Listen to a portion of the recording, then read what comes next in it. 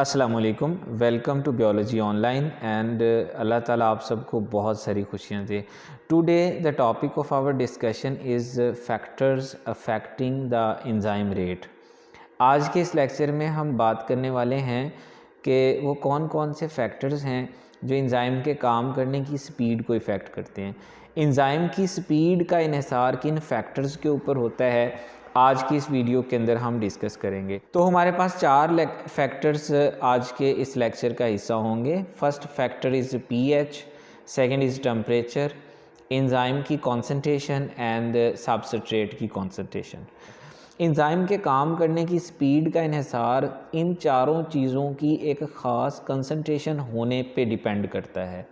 Let's suppose हम pH की बात करते हैं तो enzyme work in a specific range of pH called optimum pH. तमाम एंजाइम एक स्पेसिफिक पीएच के ऊपर काम करते हैं और वो जो स्पेसिफिक पीएच है उसको हम ऑप्टिमम पीएच का नाम देते हैं। किसी भी एंजाइम के लिए एक स्पेसिफिक पीएच या तो एसिडिक होती है या बेसिक होती है या न्यूट्रल होती है। हर एंजाइम की एक स्पेसिफिक पीएच है। Mean every enzyme of the body require a specific value of pH that may be either be acidic either be basic, but enzyme work upon that pH. PH deviate करेगी, कम ज़्यादा होगी तो enzyme D nature हो जाएगा। Any change in the pH D nature से enzyme. आपके पास pepsin एक एंजाइम है जो कि प्रोटीन्स को डाइजेस्ट करता है। उसकी जो ऑप्टिमल वैल्यू है वो होती है 2.0। सुक्रेज है जो कि सुक्रोज को, कार्बोहाइड्रेट्स को डाइजेस्ट करता है, 4.50 इसकी ऑप्टिमम वैल्यू है। कैटालेज होता है 7.60 है। चेंज पीएच इफेक्ट, क्या इफ़ेक्ट होता है, एंजाइम क्यों डी नेचर हो जाता है? Change pH effect the ionisation of amino acids. Enzyme आपको पता है अमाइनो एसिड्स के बने होते हैं, प्रोटीन्स होते हैं, तो उनकी आयोनाइजेशन, अमाइनो एसिड्स की आयोनाइजेशन चेंज हो जाती है। एक्टिव साइट का स्ट्रक्चर बदल जाता है और एक्टिव साइट अपने सबस्ट्रेट को बाइंड नहीं कर पाती है, तो हम कहते हैं कि एंजाइम डी नेचर हो गया है। अभी दूसरे फैक्टर की बात करें तो टेम्परेचर। टेम्परेचर जो है वो काइनेटिक एनर्जी के डायरेक्टली प्रोपोर्शनल होता है। As you increase the temperature kinetic energy of the molecule will increase.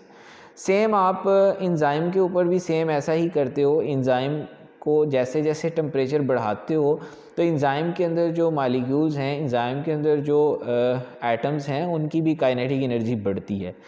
अब जैसे आप टेम्परेचर बढ़ाते जाओगे एंजाइम के अंदर मौजूद मॉलिक्यूल्स की वाइब्रेशंस बढ़ेंगी, उनकी काइनेटिक एनर्जी बढ़ेगी और वो एक दूसरे के साथ ज़्यादा वायलेंटली टकराएंगे। होगा क्या कि केमिकल रिएक्शन की स्पीड बढ़ जाएगी। लेट्स इमेजिन कि आपके पास ये एक ग्राफ है जिसमें केमिकल रिएक्शन शो किया हुआ है। आप देखिए जब टेम्परेचर 0 था, टेम्परेचर आपके पास एक्स एक्सिस के ऊपर है और वाई एक्सिस के ऊपर आपके पास है रिएक्शन की स्पीड। जब टेम्परेचर 0 था तो रिएक्शन की जो स्पीड है वो भी कम है। टेम्परेचर 10 हुआ, 20 हुआ, 30 हुआ, एज द टेम्परेचर, ये आपके पास जो कर्व अपवर्ड कर्व है ये बता रही है कि जैसे जैसे टेम्परेचर बढ़ेगा जो रिएक्शन की स्पीड है वो भी बढ़ेगी। Rate doubles for each 10 degree centigrade rise in temperature. आप हर 10 डिग्री सेंटीग्रेड टेम्परेचर बढ़ाने के बाद नोट करेंगे तो आपके पास जो रिएक्शन की स्पीड होगी वो डबल हो चुकी होगी। As you increase the temperature further, तो आपके पास मज़ीद टेम्परेचर बढ़ाने से आपके पास एक स्पेसिफिक लिमिट आती है। आप बढ़ाते जाते हो, टेम्परेचर बढ़ाते जाते हो, काइनेटिक एनर्जीज़ बढ़ती जाती हैं और रिएक्शन की स्पीड भी इंक्रीज़ होती जाती है। But up to a certain limit, जब आप एक स्पेसिफिक लिमिट पे आते हो तो आप, ये एक नॉर्मल कर्व आ रही थी, आप इस स्पेसिफिक लिमिट पे आते हो जिसको हम कहते हैं that is the optimum value. Her enzyme की एक स्पेसिफिक ऑप्टिमल वैल्यू होती है और हर बॉडी का एक स्पेसिफिक टेम्परेचर होता है।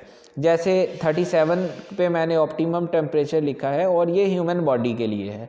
तो जैसे ही आप टेम्परेचर बढ़ाते बढ़ाते इस ऑप्टिमम लिमिट पे पहुंचते हो जो कि ह्यूमन बॉडी का है, तो ह्यूमन बॉडी के एंजाइम की एफिशिएंसी इस 37 के ऊपर होती है maximum. As the temperature increases further तो एंजाइम्स की एफिशिएंसी कम होना शुरू हो जाती है और जब आप ऑप्टिमम से भी टेम्परेचर इंक्रीज़ करते हो तो वाइब्रेशंस इतनी ज़्यादा बढ़ चुकी होती हैं कि एंजाइम डी नेचर हो जाता है, एंजाइम का ग्लोब्यूलर स्ट्रक्चर बिगड़ जाता है और वो मज़ीद फंक्शनल नहीं रहता है। तो हम कहते हैं एंजाइम डीनेचर हो गया जब टेम्परेचर ऑप्टिमम से इंक्रीज़ हुआ। तो फिर हमारे पास थर्ड फैक्टर आता है एंजाइम की अपनी concentration. If the concentration of enzyme is increase by 2-fold, अगर आप दुगना कर देते हैं एंजाइम की मिकदार को, rate will be doubled after a certain limiting concentration. फ़र्ज़ कीजिए आप एंजाइम बढ़ाते जाते हैं। एंजाइम बढ़ाने का मतलब है कि आपके पास एक्टिव साइट्स की अमाउंट भी बढ़ती जाती है। आपके पास 5 एंजाइम्स थे तो वो काम कर रहे थे, आपने 5 से 10 कर दिए एंजाइम्स, तो वो 10 काम कर रहे हैं, एक्टिव साइट्स बढ़ जाएंगी। जब आप एक स्पेसिफिक लिमिट तक बढ़ाते जाते हो एंजाइम कंसंट्रेशन, तो रेट भी बढ़ता है। लेट्स इमेजिन कि आपने कहीं पे कोई लेबर काम करने के लिए लगाई है, आपने 5 बंदे लगाए हुए हैं, तो वो 5 काम करेंगे तो उनकी एफिशिएंसी कम होगी एज़ कम्पेयर टू द 10। आप डबल करते हो, काम की स्पीड बढ़ जाएगी, आपका ज़्यादा दिनों का काम थोड़े दिनों में मुकम्मल हो जाएगा। बट आप 10 से भी इंक्रीज़ करते हो तो क्या होगा, एरिया वही है जहाँ लेबर काम कर रही है, तो क्या होगा, एफिशिएंसी कम हो जाएगी, काम करने के लिए स्पेस अवेलेबल नहीं रहेगी। ठीक ऐसा ही होता है कि जब आप एंजाइम कॉन्सेंट्रेशन बढ़ाते जाते हो तो एक स्पेसिफिक लिमिट तक बढ़ाने से तो रेट बढ़ता है, लेकिन जब आप उस स्पेसिफिक एक्सटेंट से, स्पेसिफिक लिमिट से भी इंक्रीज़ करते हो कंसंट्रेशन, तो मज़ीद रेट नहीं बढ़ता है, रेट डिक्लाइन होना शुरू हो जाता है। तो एंजाइम कंसंट्रेशन रिएक्शन स्पीड को बढ़ाती है up to a specific limit. फिर आपके पास लास्ट जो आता है factor, that is substrate concentration. और जैसे जैसे आप सबस्ट्रेट कॉन्सेंट्रेशन बढ़ाते हो उसका भी सेम इफ़ेक्ट होता है as that was the enzyme concentration. Substrate concentration has same effect on the enzyme as the enzyme concentration. Rate depend directly proportional है। आप सबस्ट्रेट की मिकदार बढ़ाओगे, रिएक्शन स्पीड बढ़ेगी, मज़ीद बढ़ाओगे मज़ीद बढ़ेगी, लेकिन एक स्पेसिफिक लिमिट तक मज़ीद सबस्ट्रेट बढ़ाओगे तो फिर आपके पास एक्टिव साइट अवेलेबल नहीं होंगी। सबस्ट्रेट आपके पास बहुत ज़्यादा होंगी तो एंजाइम इतने ज़्यादा अवेलेबल नहीं होंगे कि वो उनको प्रोडक्ट में बदल सकें। तो एक स्पेसिफिक लिमिट तक सबस्ट्रेट कॉन्सेंट्रेशन बढ़ाने से रेट बढ़ता है, लेकिन जब आप उस स्पेसिफिक लिमिट को क्रॉस करते हो तो फिर रेट मज़ीद नहीं बढ़ता है बल्कि कम होना शुरू हो जाता है। तो दीज वर द 4 फैक्टर्स। अगर वो ये 4 फैक्टर अपनी एक स्पेसिफिक रेंज में होते हैं तो एंजाइम की एफिशिएंसी मैक्सिमम होती है। एंजाइम स्पेसिफिक स्पीड के साथ काम करता है, उसकी एक स्पेसिफिक वेलोसिटी होती है। किसी एक में भी कमी या ज़्यादती एंजाइम को डीनेचर करती है, एंजाइम के काम को डिस्टर्ब करती है। तो ये थे 4 फैक्टर्स जो आज हमने डिस्कस किए। Hope so you will understand. If you have any ambiguity, कोई भी क्वेश्चन हो, लिखिए कमेंट बॉक्स में, आई विल आंसर इंशाल्लाह। और अपना ढेर सारा ख्याल रखिए, दुआ में याद रखिए और चैनल को सब्सक्राइब करना नहीं भूलिए। अल्लाह हाफिज़।